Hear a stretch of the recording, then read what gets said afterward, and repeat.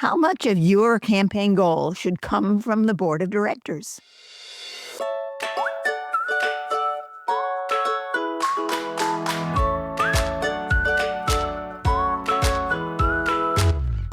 Welcome to All About Capital Campaigns, a podcast that provides fuel for your nonprofit's growth.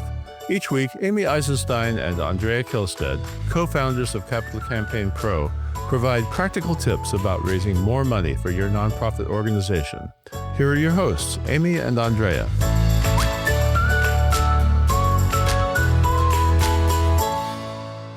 Hi, I'm Amy Eisenstein. I'm here with my colleague and co-founder, Andrea Kihlstedt, and today we're talking about the board and how much they're going to give to the campaign, how much they might give, how much they should give, all the questions that surround your board and giving. So, Andrea, kick us off. Why is this an important topic? How did we come to this topic today?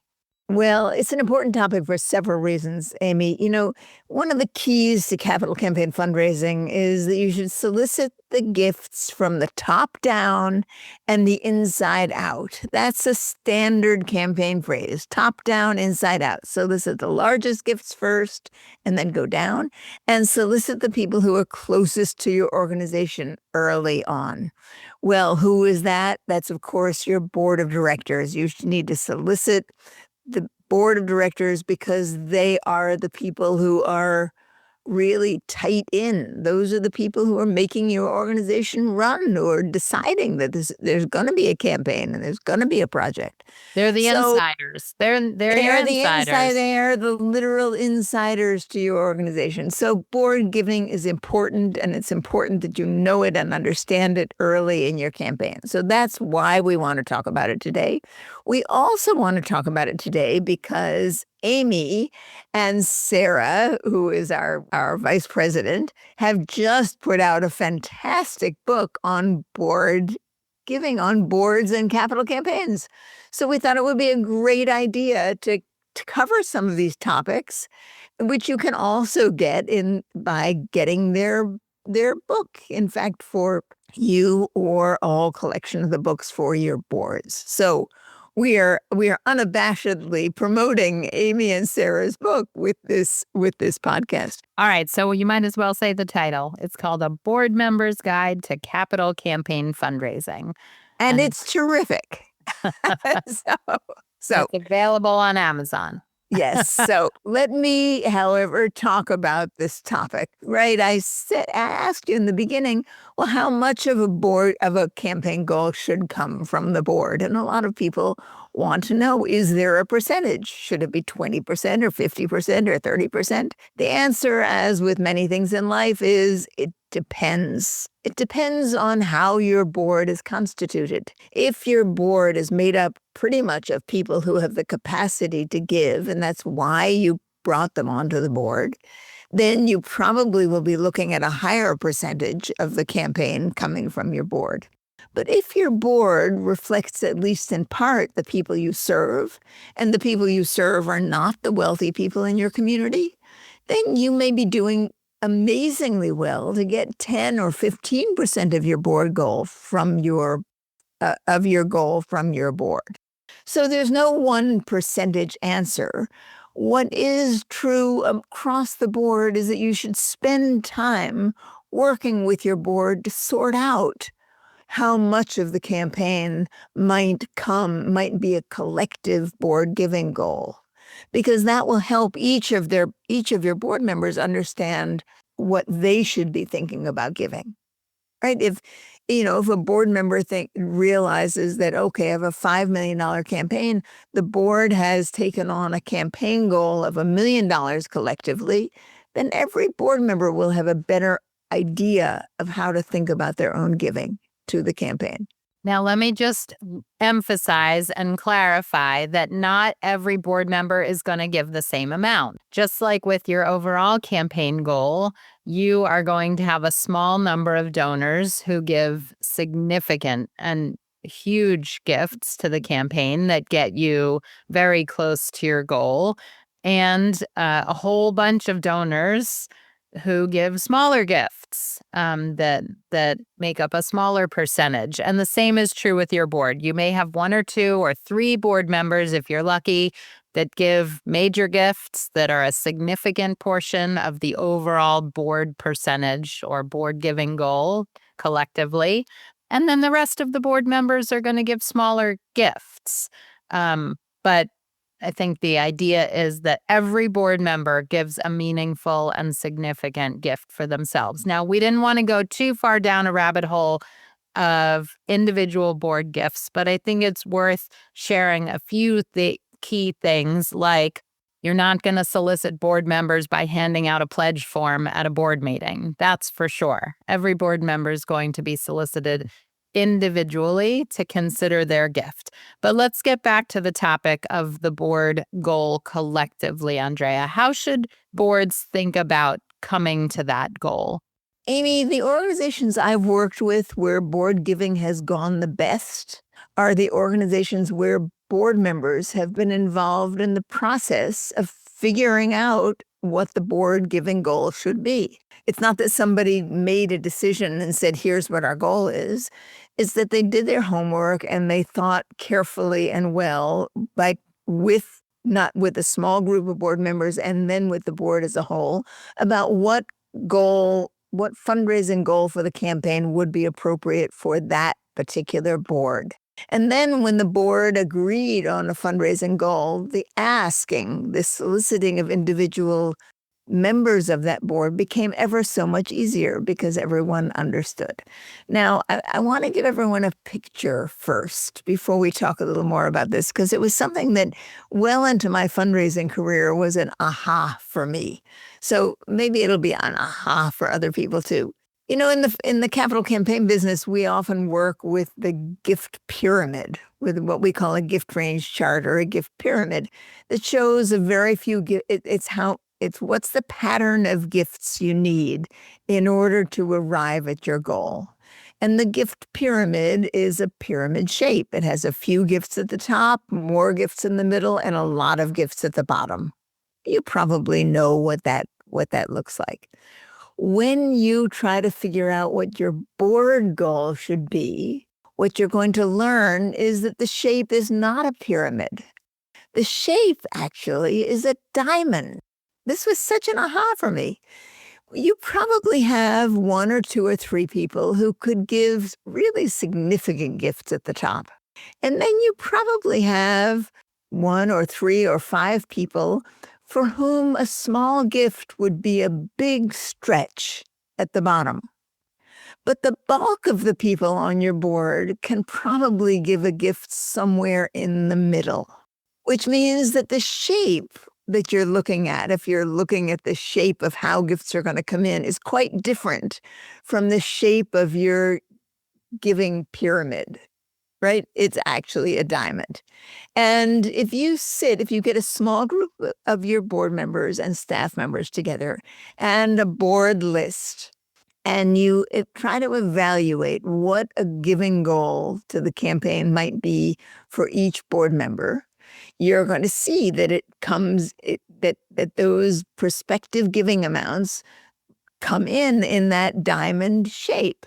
And Right. if you go through one board member after another and you say, well, we have a range for John of anywhere between $250,000 and $300,000. And we have a range for Mary.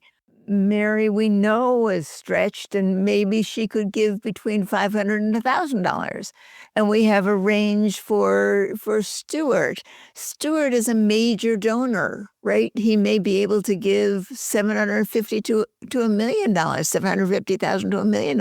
So if you put those numbers down next to every board member, and you see how they line up, and you add them up, so you get a bottom and a top. Right? They can give from collectively from this amount to collectively from that amount. Then you're going to find that you actually have a sense of what your board giving goal might be. And Right. if you've worked that out with a small group of board members, you could actually take that into your board and say, you know, a small group of us sat down and we think, having looked at everybody's past giving, we think that it might be possible for our board to raise between $1 million and $1.5 million towards our campaign goal, right? That this is, let's talk about that and what we want our board giving goal to be. So you actually can raise the subject at a board meeting by having done some homework, evaluating a high and a low for each of your board members, and then adding them up to see. Now, Andrea, I'm going to sort of play devil's advocate here for a minute, because the board member who maybe is at the bottom of that diamond shape, maybe the outspoken one, and they're looking at this $1 million to $1.5 million goal that's been presented and thinking, well, I can only give $1,000 or $500. So how on earth are we going to get to $1 million? And I'm going to raise my hand and object. Because I don't want to be, because there's no way I can see this. So how would the conversation go from there? The best way to do this is to get the people at the top to make their commitment informally before you go and talk to the board. So when you go and talk to the board, you can say, we already have some informal commitments from the people who can give the most. So we already are quite sure that we have so and so much.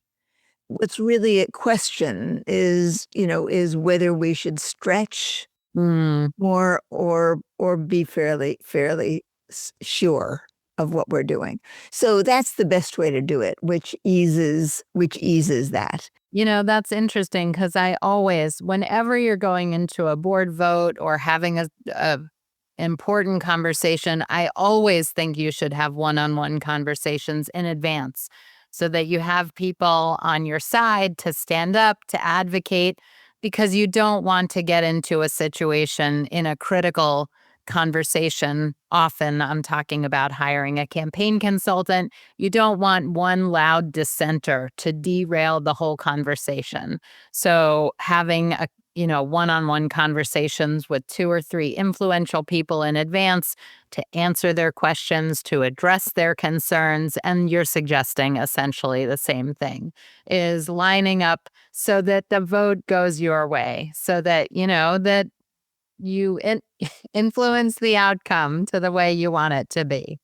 Yeah, well, and in this case, it is influencing the outcome, but it's also tying down the largest gifts. Sure. Which are going to really determine the board goal, and doing that in a way that you can then talk to the board about it and say, okay, beyond these gifts, do we want to stretch as an organization, or do we want to be more conservative as a board? Yeah. And, whether the goal is $500,000 more or $500,000 less will have to do with who is outspoken. You're exactly right, Amy. Right? You may have someone in your board who is all gung-ho, who says, listen, we are the board of this organization. Let us swing for the fences. Lead by example. We can do it. Let's lead by example. Let's go for a higher goal, right? Well, or you may have someone who starts it off by saying, I'm worried that we're not going to get there, and I think we should be more conservative. And whatever they decide is fine, right? But the conversation, a full board conversation, arriving at a board goal, will set up your entire board giving process in a positive and concrete way. Now, I've heard you in the past talk about an exercise where you have board members, write anonymously on Post-its or little scraps of paper, sort of what they imagine their high and low could be, and then having them add it up right there in the meeting to sort of get the thinking going. Will you talk that through? Yeah, I always like doing it both ways, doing it in advance with a small group. So you come into the meeting with some homework done, giving you a sense. And then you can hand out index cards, for example, to each board member. And you can put on a flip chart in the front of the room, giving categories, right? Highs and lows, maybe 6 different categories. Higher categories to lower categories, labeled A, B, C, D, E, F, G, or however many categories you have. And you can say, we're going to hand out these we want you to think about where you think your giving might be for this campaign, and write down on the on this what your range is going to be. And then the staff member picks it up and they make note of the people who are not there so they can add cards in for those people. Yeah. Right? And they add up the lows and the highs. And then you can compare what you came into the meeting with and what people indicated at the meeting and see how far off it is or see how close it is. I love that. And have a discussion right there. Say our small committee thought the board could be at $1 million to $1.5 million. And look, these cards total, $1.5 million to $2 million. To 2 million. Exactly. So immediately you're making people feel comfortable that these numbers are doable. Right? It's not just an abstract. It's I like, think that oh, second part is so because then the one naysayer is, clearly out. Now, whether they indicate low, it's really the collective of the total that you're looking at. So I think that second part, that exercise right there in the room.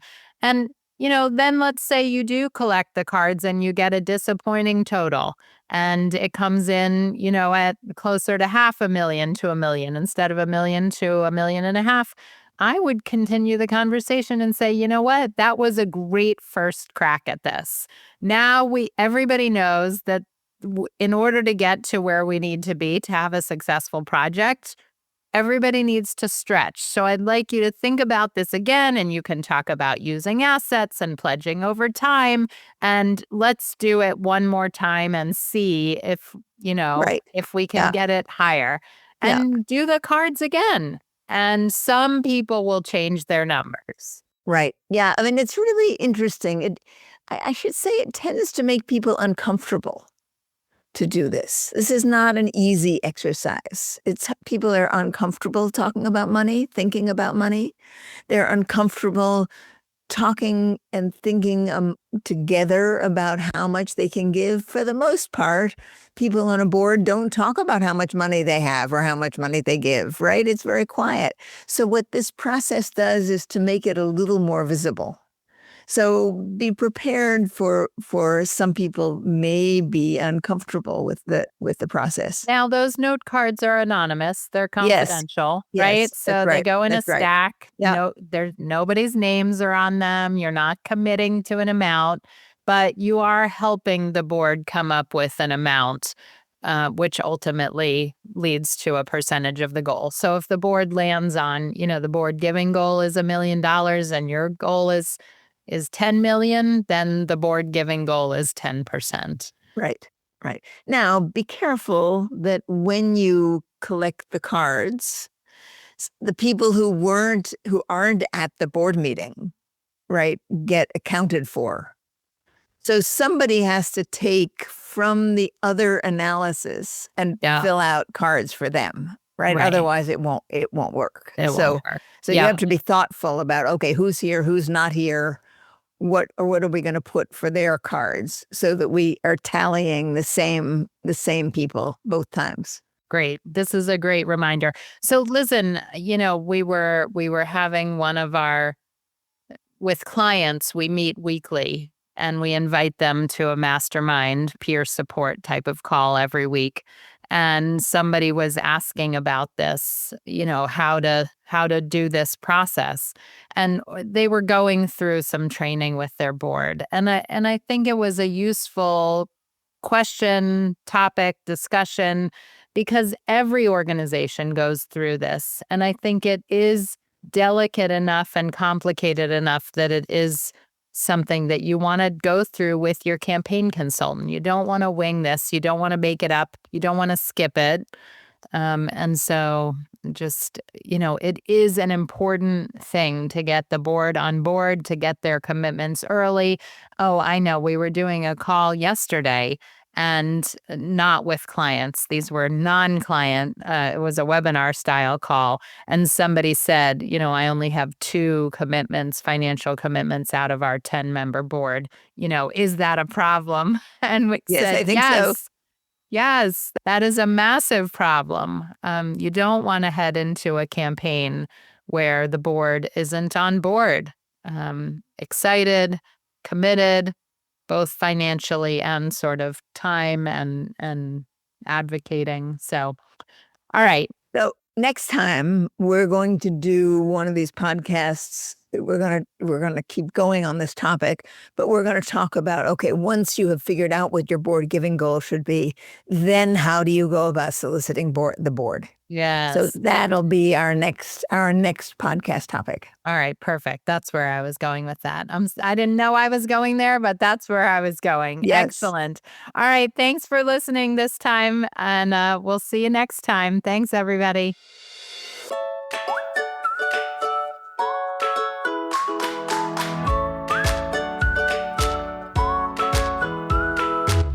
Thanks for joining Amy and Andrea for today's All About Capital Campaigns. To learn more about them and their work with organizations like yours, visit capitalcampaignpro.com, where you'll find all the help you'll need for your campaign. And please subscribe, then rate and review us on your favorite podcasting platform. Thank you.